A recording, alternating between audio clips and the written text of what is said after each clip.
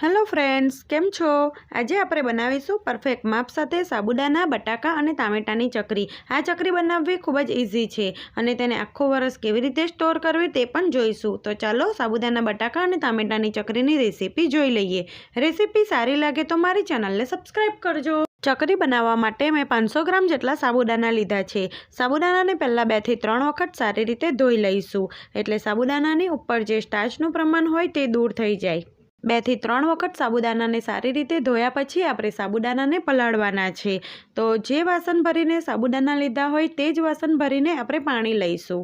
તો પાણીને ગરમ કરવા માટે મૂકી દઈશું. હવે એક તપેલી લઈ તેમાં જે માપથી પાણી લીધું છે તે ઉમેરીશું અને તેને નવશેકો ગરમ કરી લઈશું. પાણીને તમે આ રીતે અડો અને પાણી થોડું ગરમ લાગે એટલે ગેસ બંધ કરી દેવાનો. હવે જે ધોઈને સાબુદાના રાખ્યા છે તેમાં આ નવશેકો ગરમ પાણી ઉમેરીશું. આ રીતે સાબુદાના પલાળતી વખતે પાણીનું ધ્યાન રાખશો તો સાબુદાના પલળીને સરસ પોચા થશે. એક વખત સાબુદાનાને સરખા કરી લઈએ. સાબુદાના પલાળવા માટે હંમેશા મોટા વાસણનો ઉપયોગ કરવાનો. હવે તેની ઉપર ઢાંકણું ઢાંકી સાબુદાનાને 8 થી 10 કલાક અથવા તો આખી રાત માટે પલળવા દઈશું. મેં સાબુદાનાને આખી રાત પલાળી રાખ્યા હતા અને તમે આ રીતે સાબુદાનાનો દાણો ડાબો અને તે સોફ્ટ થઈ ગયા હોય એટલે સાબુદાના એકદમ સરસ પલળી ગયા છે.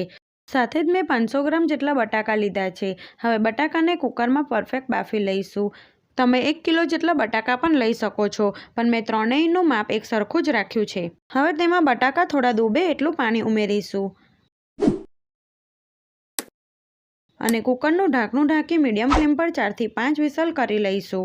બટાકા બફાય છે ત્યાં સુધી ટામેટા માટેની પ્યુરી તૈયાર કરી લઈએ. તો સાથે જ મેં 500 ગ્રામ જેટલા ટામેટા લીધા છે અને 100 ગ્રામ જેટલા લીલા મરચાં લીધા છે. આપણે ટામેટાની પેસ્ટ બનાવવાની છે, તો ટામેટાને મીડિયમ સાઇઝના ટુકડામાં કટ કરી મિક્સર જારમાં લઈ લઈએ.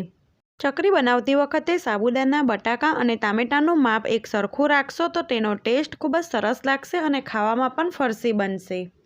તો મેં બધા ટામેટાને કટ કરી લીધા છે. હવે તેમાં 100 ગ્રામ જેટલા ઝીણા સમારેલા મરચાં ઉમેરીશું.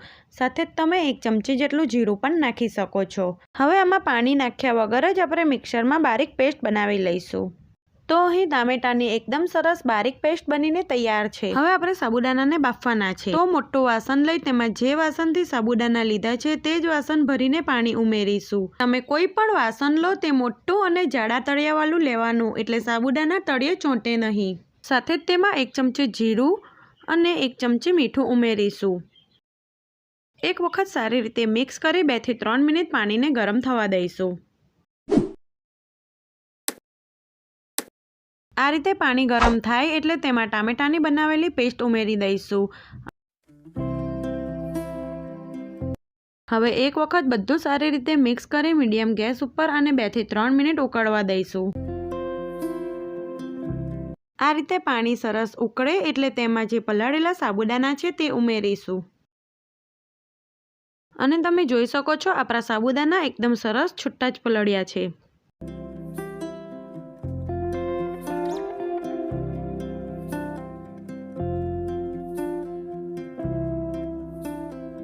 હવે સાબુદાનાને સારી રીતે મિક્સ કરી લઈશું અને ગેસની ફ્લેમ સ્લો કરી સાબુદાનાને થવા દો. વચ્ચે વચ્ચે સાબુદાનાને મિક્સ કરતા રહીશું જેથી સાબુદાના તળિયે ચોંટે નહીં. જેમ જેમ સાબુદાના ચડતા જશે તેમ આ મિશ્રણ ઘટ થતું જશે. 4 થી 5 મિનિટ પછી તમે જોઈ શકો છો સાબુદાનાનું મિશ્રણ ઘટ થઈ ગયું છે. આ રીતનું મિશ્રણ ઘટ થઈ જાય પછી તેને સતત હલાવતા રહેવાનું છે. હજી થોડા વ્હાઈટ સાબુદાના દેખાય છે. બધા સાબુદાના સરસ બફાઈ જાય ત્યાં સુધી થવા દઈશું. હજી સાબુદાનાને 2 થી 3 મિનિટ સ્લો ફ્લેમ પર થવા દઈશું. 2 થી 3 મિનિટ પછી તમે જોઈ શકો છો સાબુદાના સરસ બફાઈ ગયા છે, તો ગેસની ફ્લેમ બંધ કરી દઈશું. હવે ચકરી માટે મિશ્રણ પરફેક્ટ બન્યું છે કે નહીં તે ચેક કરવા માટે આ રીતે તમે વચ્ચે તબેથાને સીધો ઊભો રાખો અને તે સપોર્ટ વગર સીધો ઊભો રહે એટલે સમજવું કે મિશ્રણ પરફેક્ટ બન્યું છે. જો તબેથો ઊભો ના રહે તો તમારે 1 થી 2 મિનિટ મિશ્રણને સ્લો ફ્લેમ પર થવા દેવાનું. જે બટાકા બાફવા માટે મૂક્યા હતા તે બફાઈ ગયા છે અને તેને મેં છોલી લીધા છે. હવે આપણે આ મિશ્રણમાં બાફેલા બટાકાને છીનીને ઉમેરીશું. ચકરી બનાવો ત્યારે તમારે બટાકાને છીનીને જ ઉમેરવાના જેથી ચકરી એકદમ સરસ બને. આ રીતે બટાકાને છીનતા જઈશું અને ઉમેરતા જઈશું.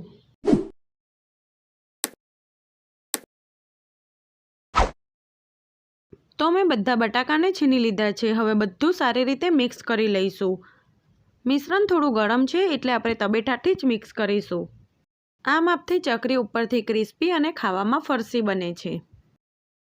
બધા બટાકા સારી રીતે મિક્સ થઈ ગયા છે અને ચકરી માટેનું મિશ્રણ બનીને બિલકુલ તૈયાર છે. હવે આપણે ચકરી બનાવી લઈશું. ચકરી બનાવવા માટે સંચો આવે છે તે પણ તમે લઈ શકો છો, પણ જો તમારી પાસે સંચો નથી તો તમે આ રીતે પાઇપિંગ બેગથી અથવા તો દૂધની પ્લાસ્ટિકની થેલીને સરસ ધોઈને લઈ શકો છો.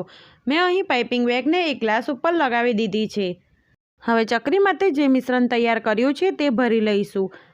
તમે જાડી પ્લાસ્ટિકની થેલી આવે તે પણ લઈ શકો છો. સંચા કરતાં પાઇપિંગ બેગથી ચકરી એકદમ ઝડપથી અને સરળતાથી બની જાય છે. મિશ્રણ ભરાઈ જાય પછી આ રીતે કોથળીને પાછળથી ટાઈટ ફિટ બંધ કરી લઈશું.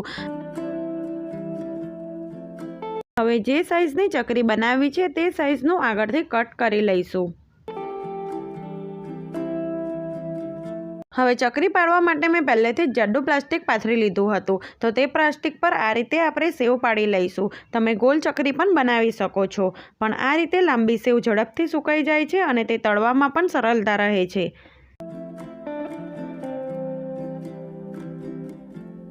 પાઇપિંગ બેગની મદદથી આ રીતે ગોલ ચકરી પણ બનાવી શકાય છે, પણ ગોલ ચકરીને સુકવવામાં વધારે સમય લાગે છે અને જો ચકરી બરાબર નહીં સુકાય તો તે જલ્દીથી ખરાબ થઈ જાય છે.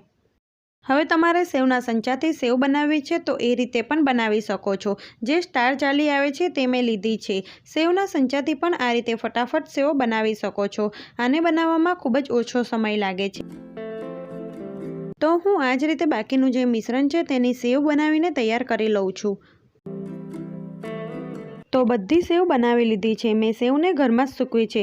જો તમે જ્યાં રહેતા હોય ત્યાં તડકો આવે તો તમે તડકામાં પણ સૂકવી શકો છો. જો તમે ઘરમાં સેવ સૂકવો છો તો એક દિવસ પછી જ્યાં તાપ આવે ત્યાં સેવને મૂકી દેવાની. સેવને આપણે 2 દિવસ માટે સુકાવા દઈશું. સેવ બરાબર સુકાઈ હશે તો જ તે આખું વરસ સારી રહેશે. 2 દિવસ પછી પ્લાસ્ટિકમાંથી આ સેવ સરળતાથી ઉખડી જશે. તો બધી સેવને આ રીતે ભેગી કરી લઉં છું. આ સેવને સુકાતા ફક્ત 2 દિવસ લાગે છે. મેં સેવને 1 દિવસ ઘરમાં અને 1 દિવસ તાપમાં સૂકવી હતી. તો સેવને મેં એક મોટા વાસણમાં લઈ લીધી છે અને તમે જોઈ શકો છો સેવ એકદમ સરસ સુકાઈ ગઈ છે. સેવ આ રીતે સરળતાથી તૂટી જાય એટલે સમજો કે બરાબર સુકાઈ ગઈ છે. હવે હું તમને સેવને ફ્રાય કરીને બતાવું. મેં તેલને પહેલેથી જ ગરમ કરવા માટે મૂકી દીધું હતું. આ રીતનું તેલ સરસ ગરમ થાય પછી જ તેમાં થોડી સેવ નાખીશું અને ગેસની ફ્લેમ મીડિયમ રાખી સેવને તળી લઈશું. આ સેવને તળાતા વધારે સમય લાગતો નથી.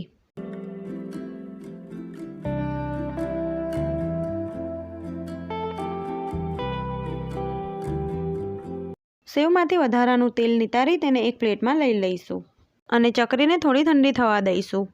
ચકરી ઠંડી થઈ ગઈ છે તો હું તમને બતાવું કે ચકરી કેવી બની છે. તો તમે જોઈ શકો છો આપણી ચકરી એકદમ સરસ ફરસી બની છે.